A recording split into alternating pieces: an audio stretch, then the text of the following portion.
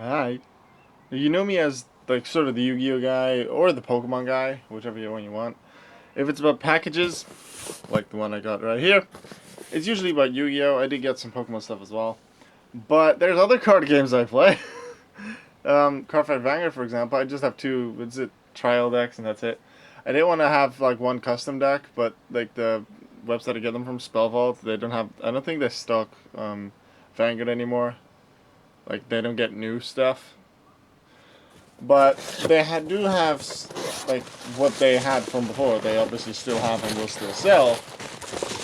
So I thought I'd just try and get one of the decks that I built a while ago that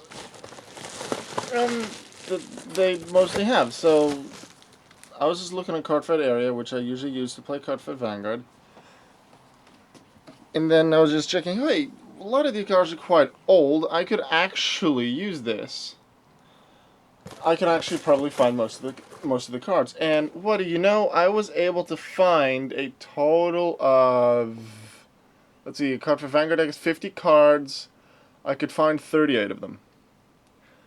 Two of which are supposed to be at like 3 or 4 copies, and I only have, but there were 3 copies too little, so I had to like choose different cards instead of them. But we'll get to that when we get to the video. Yeah, let's first go with this deck box, because I already have one like it for my shuttle and my thing, and I'm like, I don't have necessarily a lot of space left to store my cards. I could just buy more storage things, which is very simple. They sell them as well, and they aren't exactly cheap. I mean, expensive. They are quite cheap. I wanted to just go for this one so I could put my Cardfight Vanguard deck in if I'd like. Maybe I'll like whatever deck I may decide to build in the future, I could put in there as well because there's space for 2. This one deck, 2 decks, but right now I really just need to focus on not trying to start building certain decks until I finish others. I still haven't officially finished Shadol and Constellar yet, so I don't think I'll be buying any new cards to start a new deck until I finish like at least either Shadol or Constellar. And then probably the next deck I'll try and go for is what's it? A Vanguard deck, like with a new Vanguard deck, probably like Starvaders, Chaos Breaker Dragon, because I do really like that. And otherwise, my Pokemon deck, I still just need one Leafeon Littlex and one Torterra from Platinum, and then my Pokemon deck, because then I can put that in this one as well. But yeah, this is pretty much this, and I've shown that in a video before, so I'm not actually going to open that on camera. This is the inside, and there's 2 dividers here. That's it. Now, I did get some extra sleeves because I heard that in like big tournaments, official tournaments like YCSs and other big Yu-Gi-Oh official Yu-Gi-Oh tournaments, your main deck, well, your sleeves, like at least your main deck sleeves have to be Yu-Gi-Oh official sleeves. Which, well, I don't have them because I have Vanguard sleeves, so that's unfortunate. I'll have to change those whenever I go to a YCS, but I don't expect that to happen anytime soon. And the main deck also has to be different in sleeves from the extra deck, which I find somewhat weird, but I'm like, okay. That's the thing, so I got these. Because I did have quite a lot of sleeves left, but if I also want to sleeve my Vanguard cards, which I will do, I wouldn't have enough left. So I'll just have these for like extra deck for Yu-Gi-Oh, for things like that, and then I'll unsleeve the few extra deck cards that I already have for the Constellars and the Shadows, and just use those for the Vanguard cards. So yeah, orange sleeves, basic orange sleeves. I like the color. And then the rest of the package, and I'm actually missing something. Although chances are that's in this package, like usual. You find a weird packaging how it all is together and stuff. It doesn't have an official opening, you just have to do this. Although it is well protected though, so that's good, I guess. Nothing left, it looks like. And actually here the paper with what I have purchased. Let us check. I'll check this later. Alright, I purchased this thing. This 50 Vanguard cards and 1 Yu-Gi-Oh card. So let's go and open this and I'll show you what I got. So in a sense, this is also the deck profile for a deck that I built quite some time ago in Cardfight area when I first started playing it. Because I wanted to just make a deck that used MegaBlasts, and I quite liked some of the Oracle Think Tank cards, so I made an Oracle Think Tank MegaBlast deck. And as I said, there's some cards that aren't in among these cards that are supposed to be in the original, but we'll get to that when we get to that. Here's the first couple of cards. Oh, nice and shiny. Battle Sister Cocoa.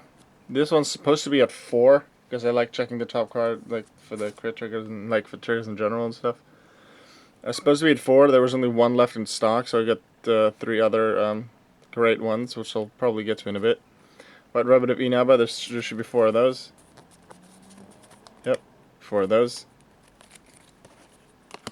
Then there's Mr. Invincible, because the interesting thing about this MegaBlast deck is that it had 2 CEO Amaterasu, then it had 2 Steel Vampire, a Mr. Invincible, a Death Warden Antlion, whatever something Lohengrin, I believe, a MegaBlast from Royal Paladin, and then Vortex Dragon. Those were my 8, but only Death Warden Antlion and Mr. Invincible were actually in stock.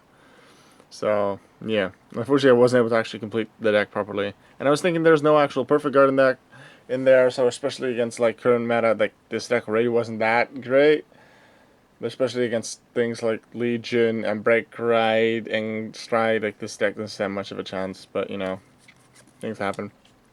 Moonsault Swallow, I have 2 of these, I believe. I don't remember really why I put it in there, probably because I didn't have a lot of other great ones to do, and with this I can boost and the return it so I could maybe shield with it. That was the idea for this one. Then there's 4 Dark Cats, because it's a nice 7,000 booster, and drawing cards is good, because then you have more cards to play with. Like, the opponent gets a couple, you have more cards to play with, and things like Amaterasu's effect will work. Not that I have Amaterasu in this deck, but I have somewhat of a replacement to it. Not a Mega Blaster, though. And then here we have 1 Oracle Guardian Red Eye. Pretty sure there's more than this of Red Eye, but we'll probably see that in another one of the packages. Yeah, but I noticed in the third part of the package. Red Eye's in there. Right, second one. I had 2 Battle Sister Tarts in there. I don't know what... The site really must have messed up the order. Anyway, 1 Battle Sister Tart, the rest will probably come later. My starter Supple Bamboo Princess Kaguya. There's this other one that I wanted to use, but that's a Counterblast to put it back in Soul, and I wanted to be able to put itself back in Soul. And there's only like 2, it's Mr. Invincible and 1 other of the Mega Blaster that can actually countercharge, which is the unflipped damage. So I wanted to be sure that all the Mega Blasters would work, so that's why I went with Kaguya. Then 2 Oracle Guardian Apollon.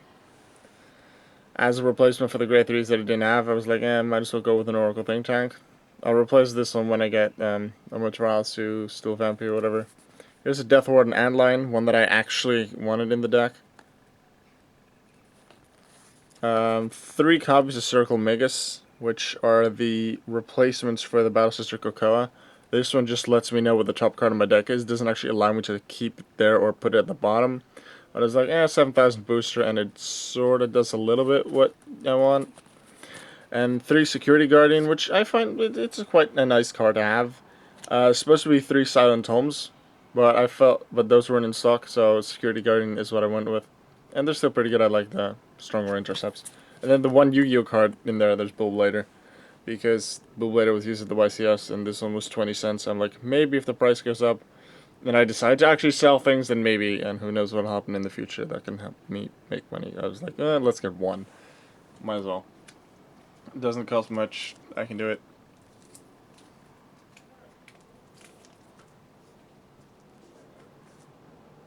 The third package, we have another Red Eye, 3 more, so that completes a set of 4 Red Eye. Then we have, triggers. For Psychic Bird, it's the crit trigger, that's what it's there for, but it can also put itself in the soul, so if you really need that 1 extra soul, you can do this one and then draw a card.